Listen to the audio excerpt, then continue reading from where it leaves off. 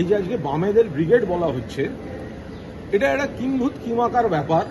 হাঁসজারু brigade, এটা হচ্ছে হাঁসজারু brigade. কিরম যে ডেকেছে বামেরা আর যাচ্ছে বিজেপির ভোটাররা, এই যে বলছে ব্রিগেড ভরিয়ে দেবো। আরে কিছু লোক আনা এটা খুব একটা কঠিন ব্যাপার নয়। তার কারণ বামেদের ব্রিগেড তো সাম্প্রতিক অতীতেও হয়েছে।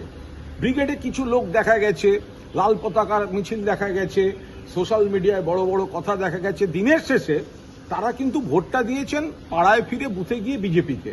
অর্থাৎ বামেদের ভোট শতাংশ কমেছে আর বিজেপির ভোট শতাংশ খানিকটা বেড়েছে। তৃণমূলের তো ভোট কমেনি, তৃণমূলের তো বেড়েছে। ফলে এই বামেদের ইরোশন আর খানিকটা বেড়েছে বিজেপি। ফলে বামেদের এই মিটিং, মিছিল, স্লোগান, বড় বড় কথা, ডায়ালগ, ব্রিগেড, এটা আপনি চোখের ওপর দেখছেন। এই লোকগুলো তো বিজেপিকে ভোট দেবে।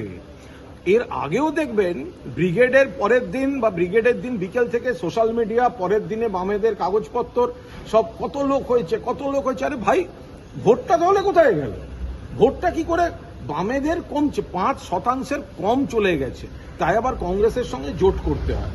আর উল্টো দিকে বিজেপির খানিকটা বেড়ে যাচ্ছে। তাহলে বামেদের যে ইরোশনটা হচ্ছে সেইটা বিজেপির বাড়ছে। ফলে এটা হাঁসজারু ব্রিগেড।